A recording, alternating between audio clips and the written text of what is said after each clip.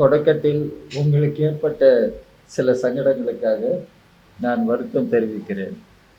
சில நேரங்களில் இப்படி நடைபெறுகிறது.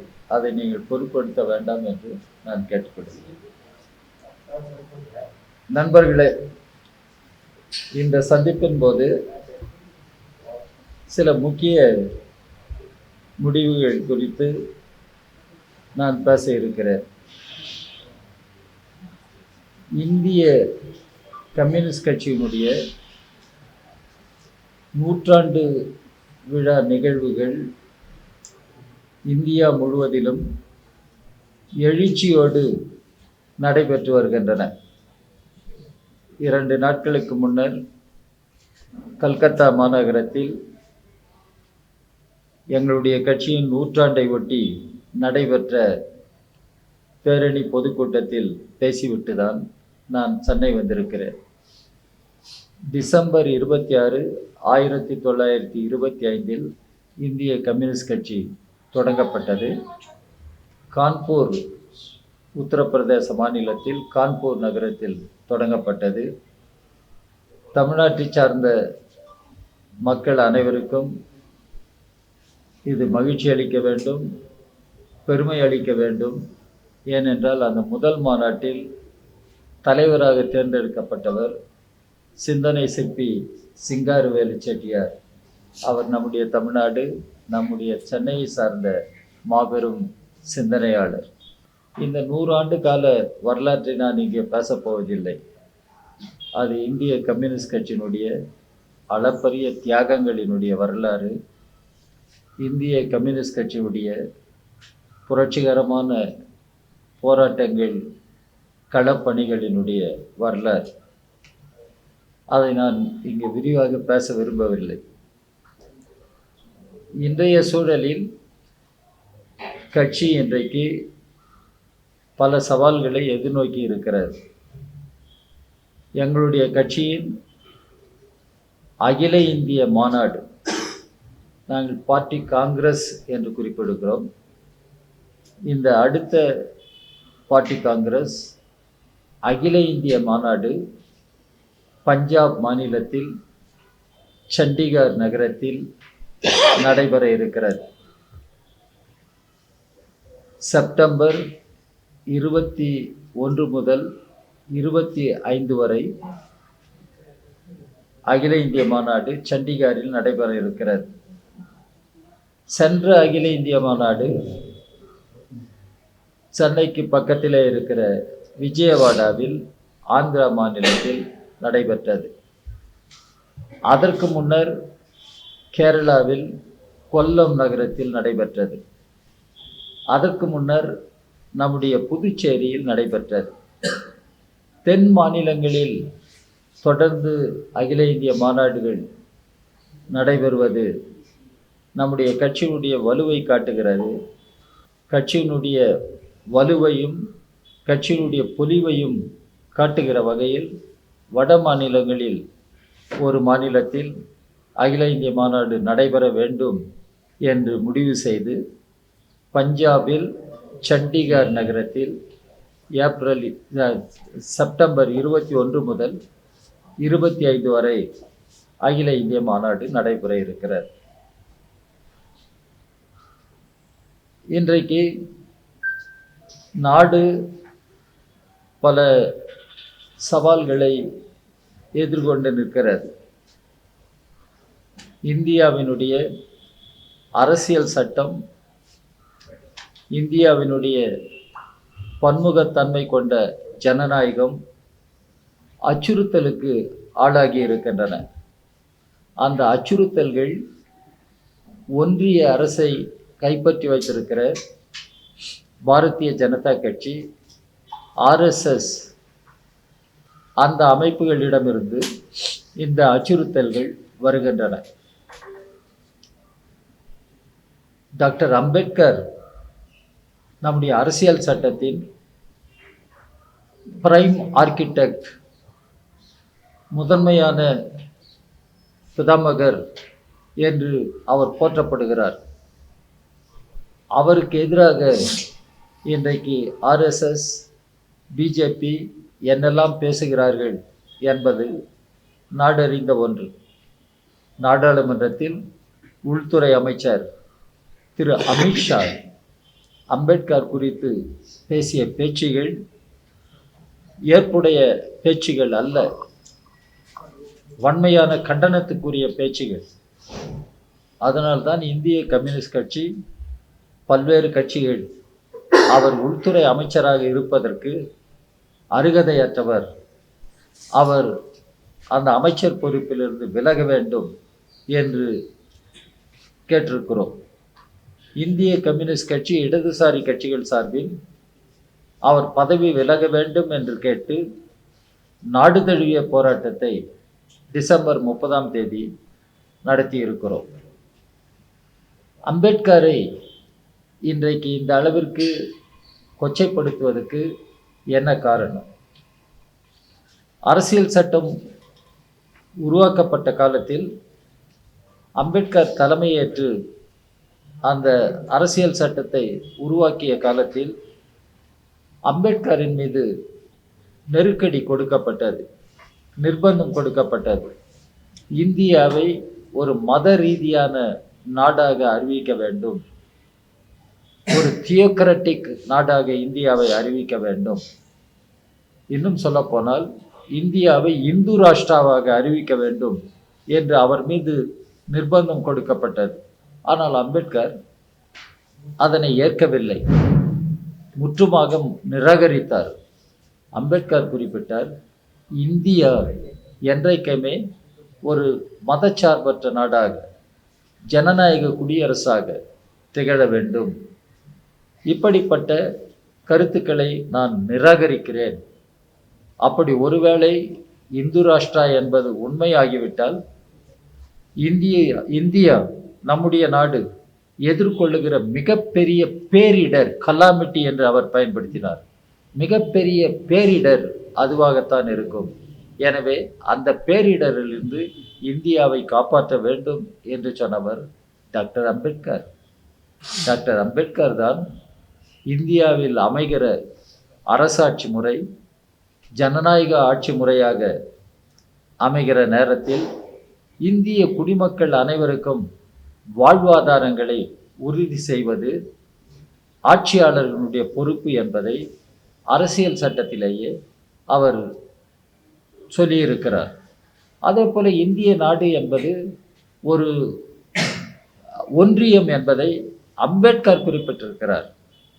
அதான் India that is Bharat, union of states. இந்த யூனியன் என்ற வார்த்தை அரசியல் சட்டத்தில் இடம்பெற்றிருக்கிறது, யூனியன் ஆஃப் ஸ்டேட்ஸ்.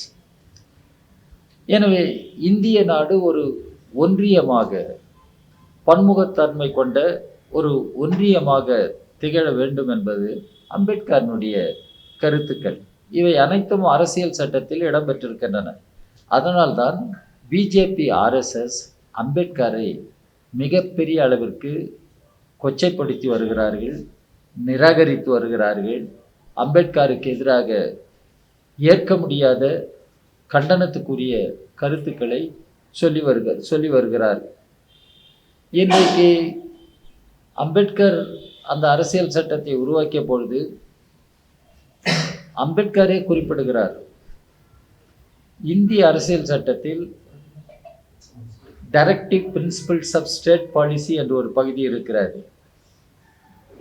அந்த பகுதியில் என்னென்ன கருத்துக்கள் சொல்லப்பட்டிருக்கின்றனவோ அந்த கருத்துக்கள் எல்லாம் சோஷியலிசம் பற்றிய கருத்துக்கள் தான். இந்திய சமூகத்தில், இந்திய நாட்டில் ஏற்றத்தாழ்வுகள் இருப்பது கூடாது, ஏற்றத்தாழ்வுகள் அகற்றப்பட வேண்டும். சமூக ரீதியான ஏற்றத்தாழ்வுகள், அரசியல் ரீதியான ஏற்றத்தாழ்வுகள், பொருளாதார ரீதியான ஏற்றத்தாழ்வுகள் அனைத்தும் அகற்றப்பட வேண்டும். எல்லோரும் சமம் என்ற நிலையில் எல்லோரும் வாழ்வாதாரங்களை பெற்று ஒரு கண்ணியமான வாழ்க்கையை வாழ வேண்டும் என்பதை நம்முடைய அரசியல் சட்டம் சொல்லுகிறது. ஆனால் இன்றைக்கு பாரதிய ஜனதா கட்சியுடைய ஆட்சியில் அரசியல் சட்டத்தின் இந்த அடிப்படை நெறிமுறைகள் எல்லாம் இன்றைக்கு தூக்கி எறியப்பட்டிருக்கின்றன. இந்த அடிப்படை நெறிகளுக்கு எதிராக பாரதிய ஜனதா கட்சி செயல்படுகிறது. பாரதிய ஜனதா கட்சியும் ஆர்எஸ்எஸும் ஒன்று சேர்ந்து இந்தியாவை மத ரீதியாக பிளவுபடுத்துவதற்கு, இந்திய மக்களை மத ரீதியாக பிளவுபடுத்துவதற்கு, பல்வேறு மதங்களை பின்பற்றுகிற மக்களிடம் மோதலை உருவாக்குவதற்கு இன்றைக்கு செயல்படுகிறார்கள். நான் அதிக உதாரணங்களை சொல்ல விரும்பவில்லை. இன்றைக்கு உத்தரப்பிரதேசத்தில் சம்பல் பகுதியில் என்ன நடைபெறுகிறது என்பதை நாடே அறிந்திருக்கிறார்.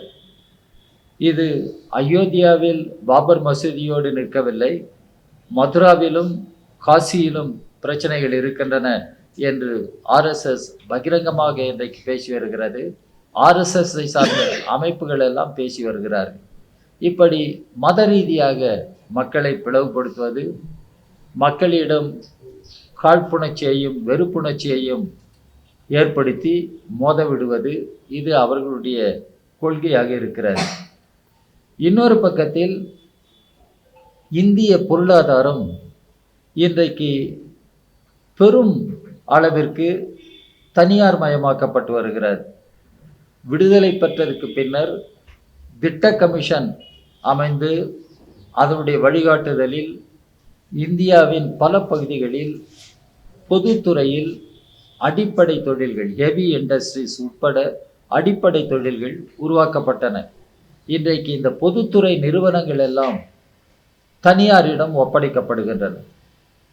கார்ப்பரேட் முதலாளிகளை இன்றைக்கு கொள்ளையடிப்பதற்கு திரு நரேந்திர மோடியின் தலைமையில் இருக்கிற பிஜேபி தலைமையில் இருக்கிற ஆட்சியே முழு உடந்தையாக இருக்கிறார்.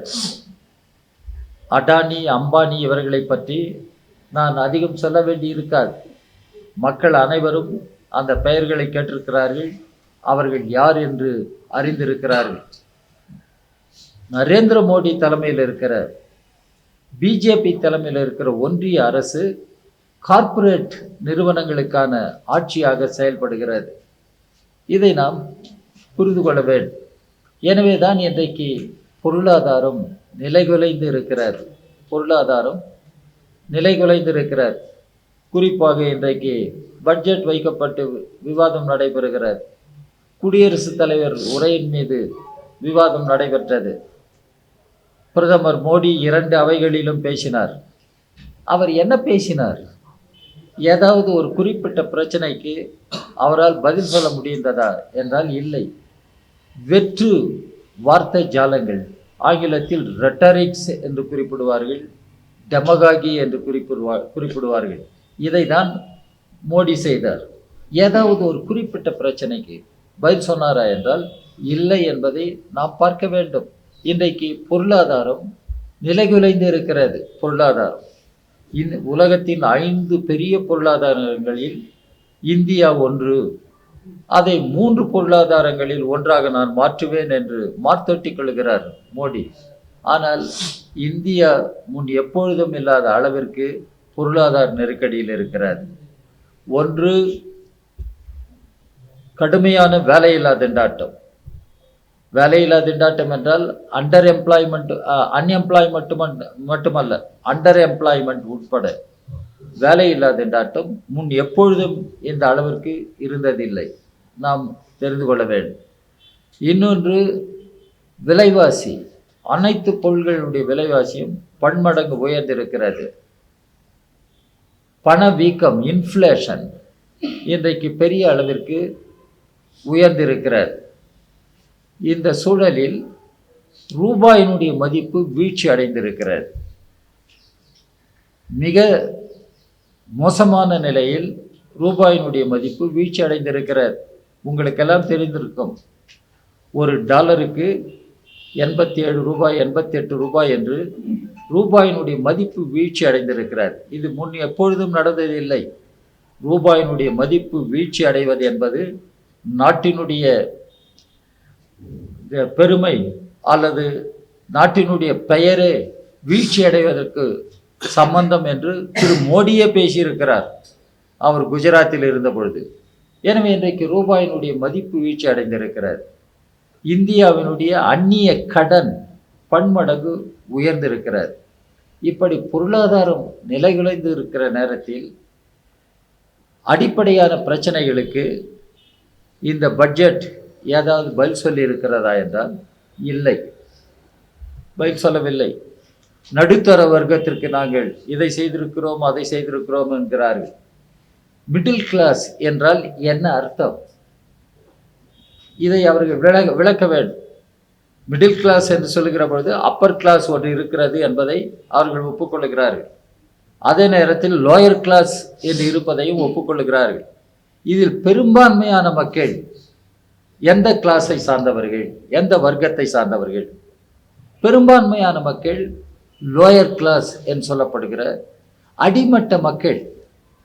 அவர்களுடைய வாழ்வாதாரம் எப்படி இருக்கிறது? இன்றைக்கு வாங்கும் சக்தி இல்லாமல் வறுமையிலும் பட்டினியிலும் வாடுகிற மக்கள் பெரும்பான்மையான ஏழை எளிய மக்கள். உலக அரங்கில் இன்றைக்கு பட்டினியால் வாடுகிற மக்கள், வறுமை கோட்டுக்கு கீழே இருக்கிற மக்கள் அதிகமாக இருக்கிற நாடு இந்திய நாடு.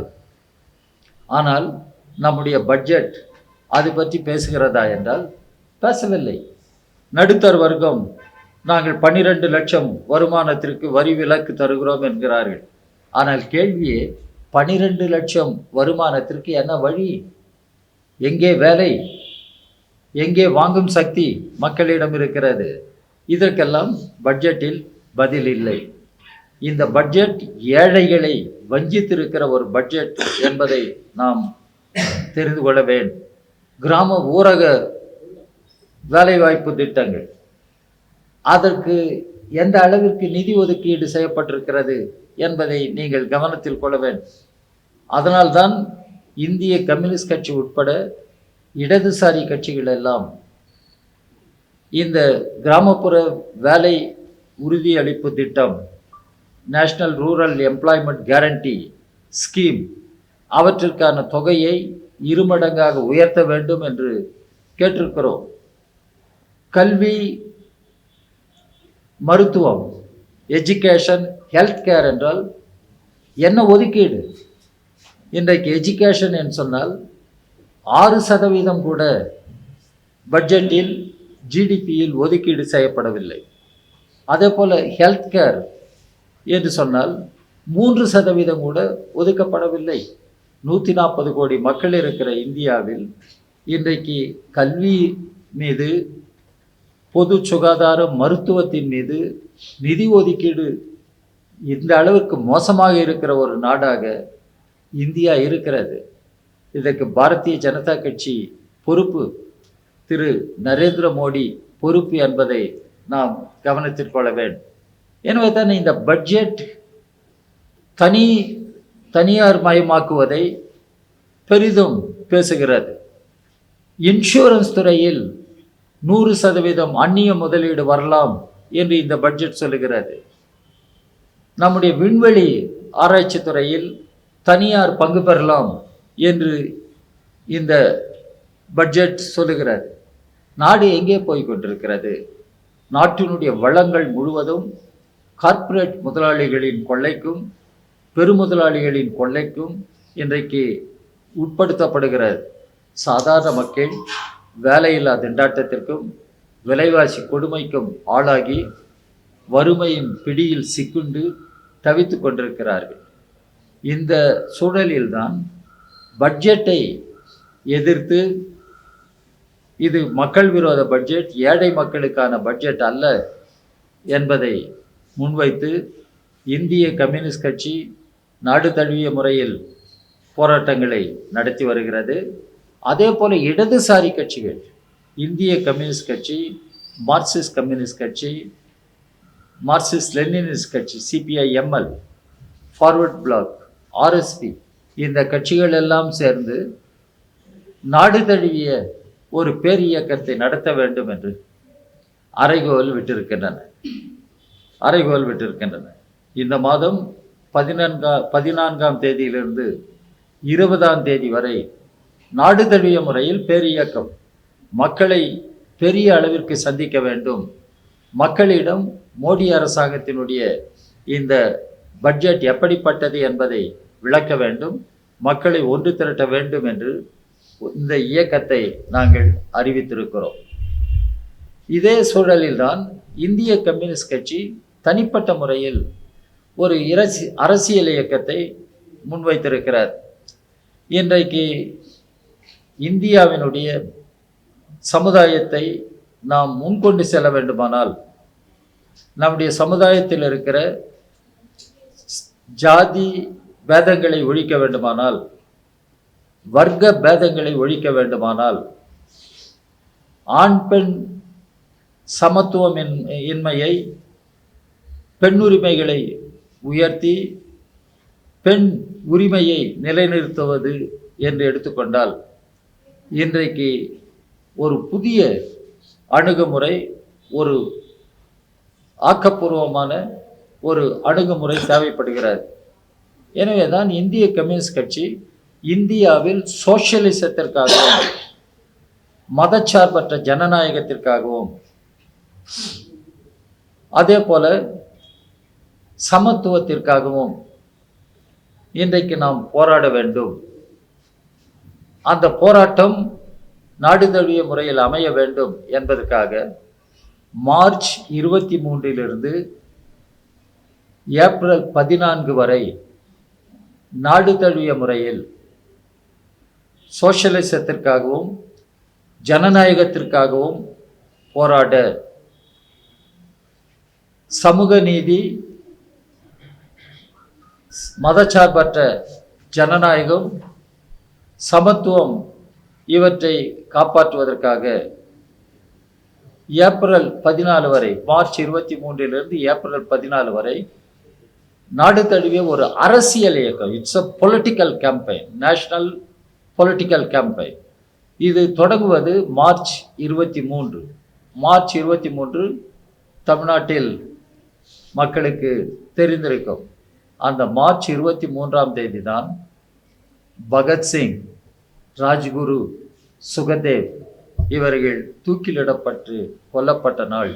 பிரிட்டிஷ் ஏகாதிபத்தியம் தூக்கிலிடப்படுகிற நேரத்தில் கூட பகத்சிங் கேட்டது, புரட்சி ஓங்குக, இந்திய நாடு விடுதலை பெற வேண்டும், விடுதலை பெறுகிற இந்திய நாடு ஒரு சமத்துவ சமுதாயத்தை கொண்ட நாடாக அமைய வேண்டும், சோஷலிஸ்ட் இந்தியாவாக அமைய வேண்டும் என்று கனவு கண்டவர், போராடியவர் பகத்சிங். அந்த பகத்சிங் காலத்திலிருந்து அம்பேத்கர், ஏப்ரல் 14 அம்பேத்கருடைய பிறந்த நாள். அம்பேத்கர் அரசியல் சட்டத்தை உருவாக்கியவர். அம்பேத்கர் இந்தியாவினுடைய மக்களுக்கு எல்லோருக்கும் சுதந்திரம், எல்லோருக்கும் சமத்துவம், எல்லோருக்கும் சகோதரத்துவம் இருக்க வேண்டும், அதற்கான முறையில் எல்லோருக்கும் நீதி வேண்டும், அரசியல் நீதி, பொருளாதார நீதி, சமூக நீதி வேண்டும் என்று குரல் கொடுத்து அரசியல் சட்டத்தை உருவாக்கியவர் அம்பேத்கர்.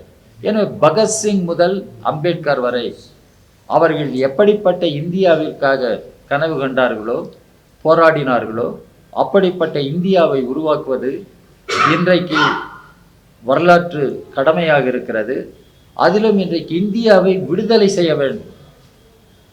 பிரிட்டிஷ் ஆட்சியிலிருந்து இந்தியாவை விடுதலை செய்தோம் 1947. இப்பொழுது இந்தியா பிஜேபி ஆட்சியில் சிக்குண்டு கிடக்கிறது. இந்தியாவை பிஜேபி ஆட்சியிலிருந்து விடுதலை செய்ய வேண்டும். அதற்கான முறையில் மக்களை திரட்ட வேண்டும். அதற்கான வகையில் ஒரு அரசியல் சித்தாந்த பேரியக்கத்தை இந்திய கம்யூனிஸ்ட் கட்சி முன்னெடுக்க வேண்டும் என்றுதான் இன்றைக்கு இந்திய கம்யூனிஸ்ட் கட்சி மார்ச் 23 ஏப்ரல் 14 வரை இன்றைக்கு இந்த பேரியக்கத்தை அறிவித்திருக்கிறது. இது கம்யூனிஸ்ட் கட்சி, இடதுசாரி கட்சிகள் முன்வைத்திருக்கிற இயக்கங்கள் குறித்து நான் குறிப்பிட்டவை. இப்போது சில பிரச்சனைகள் உருவாகி இருக்கின்றன. பாராளுமன்றமே கொந்தளித்தது. அமெரிக்காவிலிருந்து எப்படி இந்தியர்கள் காலில் சங்கிலியால் பிணைக்கப்பட்டு கைவிலங்குகளை மாட்டி ஒரு இராணுவ விமானத்தின் மூலம் அவர்களை கொண்டு வந்து இந்தியாவில் குவித்தார்கள் என்பதை கண்டு நாடே இன்றைக்கு அதிர்ந்தது. இப்படியும் நடக்கலாமா இந்தியாவில்? இந்தியா ஒரு சுதந்திர நாடு, சுயாதிபத்தியம் கொண்ட நாடு இந்தியா. இந்தியா போன்ற ஒரு பெரும் ஜனநாயக நாட்டிற்கு இப்படிப்பட்ட ஒரு கொடுமை ஏற்பட்டது. இது அமெரிக்க ஏகாதிபத்தியத்தின் மூலம் இது செய்யப்பட்டிருக்கிறது. திரு டொனால்ட் ட்ரம்ப் மீண்டும் அதிபரானதற்கு பின்னர் அவர் அறிவிக்கிற கொள்கைகள் எல்லாம் ஏகாதிபத்திய வெறித்தனம் கொண்ட கொள்கைகளாக இருக்கின்றன.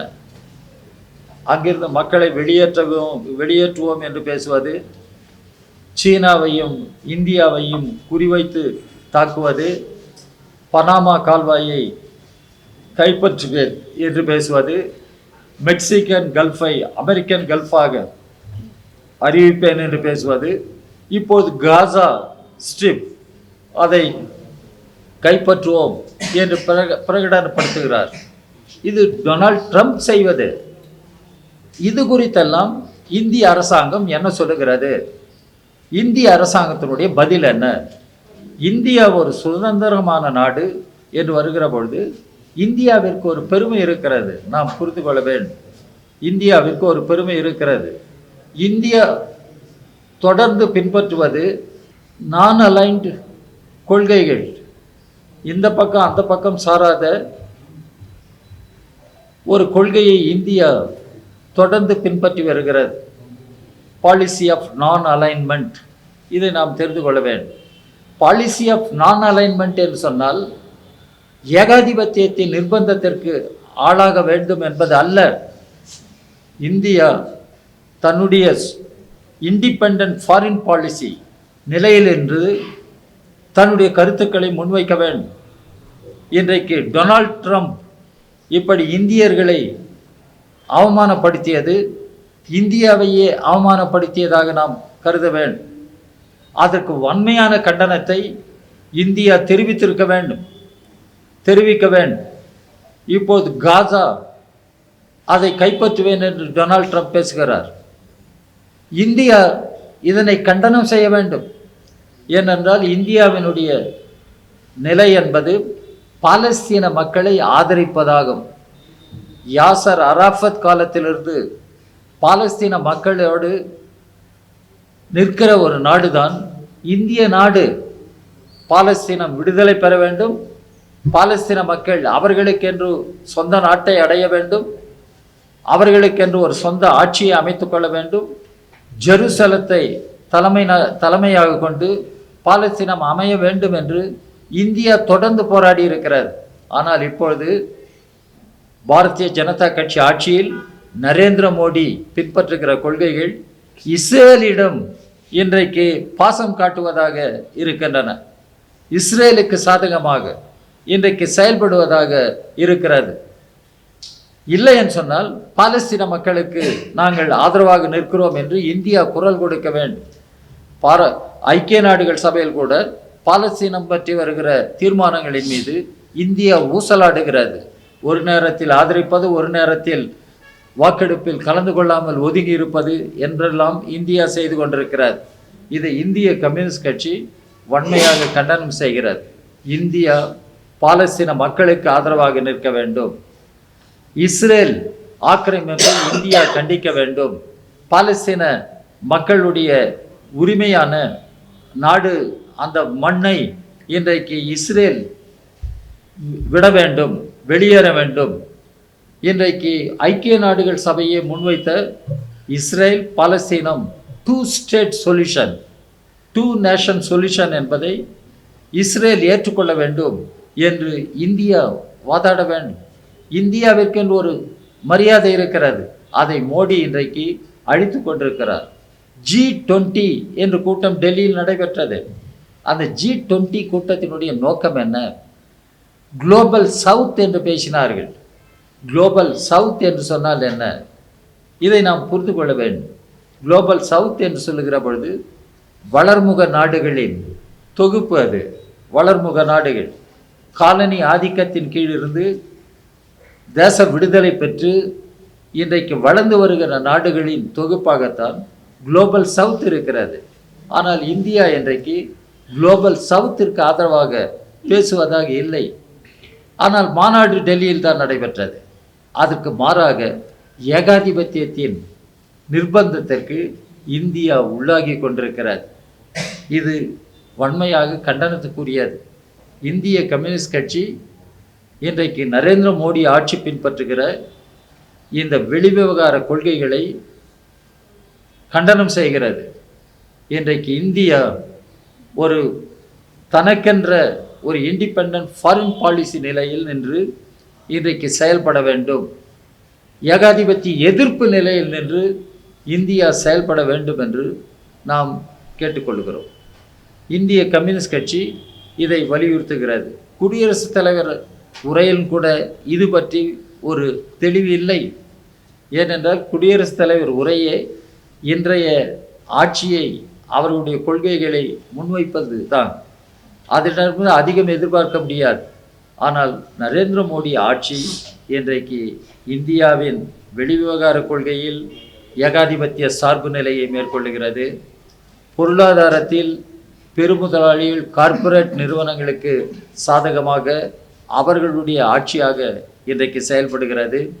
இந்தியாவினுடைய பன்முகத்தன்மை கொண்ட ஜனநாயகத்தை, மதச்சார்பற்ற ஜனநாயகத்தை சீர்குலைத்து மக்களிடம் இன்றைக்கு வெறுப்பை வளர்த்து மோதலை உருவாக்குகிற ஒரு கொள்கையை தான் பிஜேபி ஆட்சி பின்பற்றுகிறது.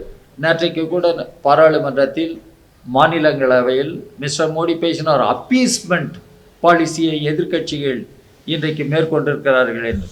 மிஸ்டர் மோடி தெரிந்து கொள்ள வேண்டும், அப்பீஸ்மெண்ட் பாலிசியை எதிர்க்கட்சிகள் இன்றைக்கு மேற்கொண்டிருக்கின்றன என்று குற்றம் சொல்லுகிற அதே நேரத்தில் நீங்கள் அறிய வேண்டும், நீங்கள் ஏற்றுக்கொண்டிருக்கிற பாலிசி என்பது இன்றைக்கு காழ்ப்புணர்ச்சியை, வெறுப்பை உருவாக்குகிற, மதவெறியை உருவாக்குகிற ஒரு கொள்கை என்பதை திரு மோடி அறிய வேண்டும்.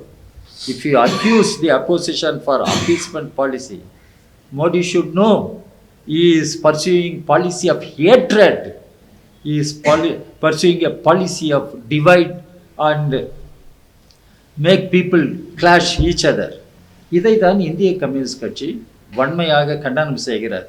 எனவே இன்றைக்கு இந்தியாவை நாம் காப்பாற்ற வேண்டும், ஜனநாயகத்தை காப்பாற்ற வேண்டும், அரசியல் சட்டத்தை காப்பாற்ற வேண்டும். அதற்காக மக்களை திரட்டுகிற மாபெரும் பணி இன்றைக்கு இந்தியாவை நேசிக்கிற எல்லோரினுடைய முன்னாலும் இருக்கிறது. இந்திய கம்யூனிஸ்ட் கட்சி சுதந்திரத்திற்காக போராடி அளப்பரிய தியாகங்களை செய்த கட்சி இன்றைக்கு மக்களை திரட்டுவதற்கான முயற்சியில் ஈடுபட்டிருக்கிறார். எனவே நாங்கள் மக்களை வேண்டிக் கொள்வதெல்லாம் இந்தியாவை காப்பாற்றுவோம், அரசியல் சட்டத்தை காப்பாற்றுவோம், ஜனநாயகத்தை காப்பாற்றுவோம். நாம் ஒன்றுபட்டு இன்றைக்கு பாரதிய ஜனதா கட்சியின் ஆட்சியிலிருந்து இந்தியாவை மீட்டெடுப்போம், இந்தியாவை விடுதலை செய்வோம் என்று தான் நாங்கள் கேட்டுக்கொள்கிறோம். கவர்மெண்ட் ஹாஸ்பிட்டல்ல வந்து டயாலிசிஸ் மிஷினை வந்து பிரைவேட்ல போட்டு அதுக்கு காசு வாங்க போறதா ஒரு குற்றச்சாட்டு இருக்கு. அதுக்கு மாற்ற போட்டுருக்காங்க. கவர்மெண்ட் ஹாஸ்பிட்டல்ல சிலிண்டர் டயாலிசிஸ் வந்து பிரைவேட்டைசேஷன் பண்ணிட்டு இருக்காங்க. அது நீங்க எப்படி பாக்குறீங்க? வரப்போது சர்க்குலர் போட்டுருக்காங்க. அதை எப்படி பாக்குறீங்க? ஆனா எங்க மாநில கட்சி அது குறித்து விவாதித்து வருகிறது. அது குறித்து மாநில அரசிடம் எங்களுடைய கட்சி இந்த பிரச்சனையை எப்படி அணுக வேண்டும் என்று சொல்லும். ஏனென்றால் இது அரசு மருத்துவமனைகளில் தனியாரிடம் கொடுப்பது சரியான நடவடிக்கையா என்பது ஒரு பெரிய கேள்வி. அதை எங்களுடைய கட்சி மாநில அரசிடம் முறையாக எடுத்து இந்திய கம்யூனிஸ்ட் கட்சி மார்க்சிஸ்ட் கம்யூனிஸ்ட் கட்சி இணைய வேண்டும் என்ற ஒரு விருப்பம் இந்தியாவின் பல பகுதிகளில் பலராலும் இன்றைக்கு முன்வைக்கப்படுகிறது, ஜனநாயகவாதிகளால் முன்வைக்கப்படுகிறது. இந்திய கம்யூனிஸ்ட் கட்சியும் மார்க்சிஸ்ட் கட்சியும் கம்யூனிஸ்ட் அனைவரும் ஒன்றுபட வேண்டும் என்பதில் இந்திய கம்யூனிஸ்ட் கட்சி தொடர்ந்து உறுதியாக சொல்லி வருகிறது. இன்னும் சொல்லப்போனால் எங்களுடைய கட்சி மாநாடுகளிலெல்லாம் நாங்கள் தீர்மானம் ஏற்றிருக்கிறோம். அதாவது கோட்பாடு அடிப்படையில் கம்யூனிஸ்ட் மறு ஒற்றுமையை இந்திய கம்யூனிஸ்ட் கட்சி முன்வைக்கிறது. Reunification of the communist movement on principle basis என்பதை இந்திய கம்யூனிஸ்ட் கட்சி தொடர்ந்து வலியுறுத்தி வருகிறது. இன்றைக்கு எல்லா கம்யூனிஸ்டுகளும் ஒன்று சேர வேண்டும். இப்பொழுது கூட நான் ஒன்றை உங்களை குறிப்பிட வேண்டும். சத்தீஸ்கர் மாநிலத்தில் நக்சல்பாரிகளை ஒழிப்பது என்கிற பெயரால் தாக்குதல் தொடர்ந்து வருகிறது. மிஸ்டர் அமித்ஷா சொல்லுகிறார், இந்தியாவை நக்சல் முக்த் பாரத்தாக மாற்றுவோம் என்று பேசுகிறார். ஏற்கனவே காங்கிரஸ் முக்த் பாரத்தாக மாற்றுவோம் என்று பேசியவர் இப்பொழுது நக்சல் முக்த் பாரத் என்று பேசுகிறார். நாளைக்கு என்ன சொல்லுவார் என்று தெரியாது. அவ்வளவு வெறிபிடித்த நிலையில் இன்றைக்கு உள்துறை அமைச்சர் பேசிக்கொண்டிருக்கிறார்.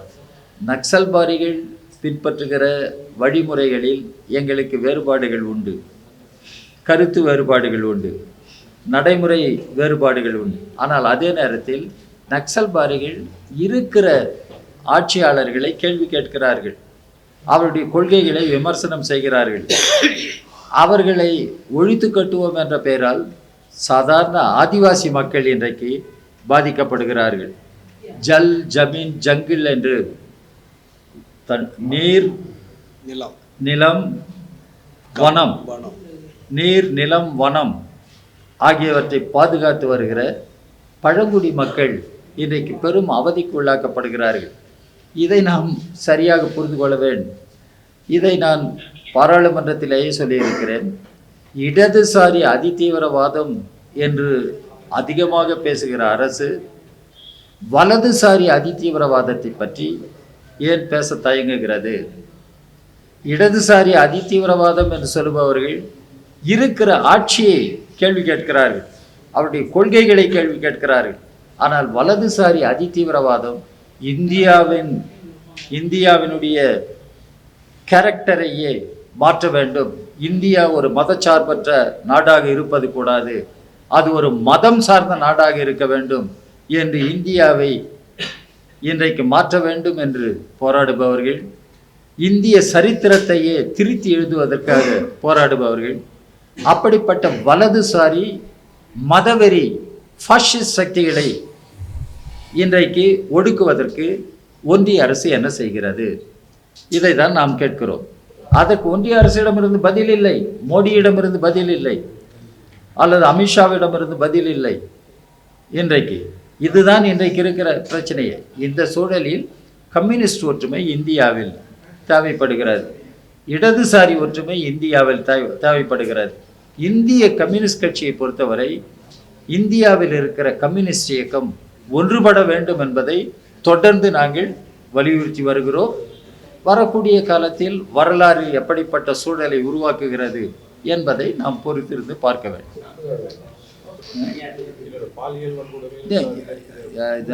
எங்கள் மாநில தலைவர்கள் விவரங்களை கொண்டிருப்பார்கள். நீங்கள் கேட்கிற கேள்வியின் காரணமாக இந்திய கம்யூனிஸ்ட் கட்சியினுடைய நிலை என்பது பாலியல் வன்கொடுமைகள் எங்கே நடைபெற்றாலும் அவற்றை இந்திய கம்யூனிஸ்ட் கட்சி ஏற்காது, அவற்றை எதிர்த்து நிற்கும். பாலியல் வன்கொடுமைகள் இந்தியாவின் எந்த பகுதியிலும் நடைபெறுவது கூடாது. நம்முடைய பெண்களுக்கும் குழந்தைகளுக்கும் பாதுகாப்பு இருக்க வேண்டும். நம்முடைய பெண்களுக்கும் குழந்தைகளுக்கும் பாதுகாப்பு இருக்க வேண்டும். அதான் சட்டப்படி எங்காவது அப்படி பாலியல் வன்கொடுமைகள் நடந்திருக்குமானால் அரசு சட்டப்படியான நடவடிக்கை எடுக்க வேண்டும். குற்றவாளிகள் சட்டத்தின் பிடியிலிருந்து தப்பிப்பது கூட எங்களுடைய கட்சி. நீங்கள் சொல்லுவது போல ஓல்ட் பென்ஷன் ஸ்கீம் வேண்டும் என்பது மத்திய தொழிற்சங்கங்களின் ஒரு கோரிக்கையாக இருந்து வருகிறது. எல்லா மாநிலங்களிலும் இது வலியுறுத்தப்படுகிறது. தமிழ்நாட்டிலும் அந்த கோரிக்கை இருக்கிறது. தமிழ்நாடு அரசும் இதை பரிசீலிக்க வேண்டும் என்று நாங்கள் கேட்டுக்கொள்கிறோம். கமிட்டிக்கு 9 மாசம் அவகாசம் கொடுத்திருக்காங்க. 2026 அறிக்கை கொடுக்க வாய்ப்பு இருக்கு. இந்த திமுகவுடைய தேர்தல் அறிக்கை நிறைவேற்ற ஒரு சூழ்நிலை இருக்குமான்னு பாக்குறீங்களா? இல்ல, கம்யூனிஸ்ட் பார்ட்டி இந்த ஹை லெவல் கமிட்டி அவசியம் இல்லை. ஆசிரியர் பணியாளர் சங்க பிரதிகளை அழைச்சு கொள்கை ரீதியாக முடிவெடுத்து பழைய ஓய்வூதிய திட்டத்தை அமலாக்கணும்னு அறிக்கை வெளியிட்டுருக்கோம். உங்களுக்கெல்லாம் வந்துருக்கோம்.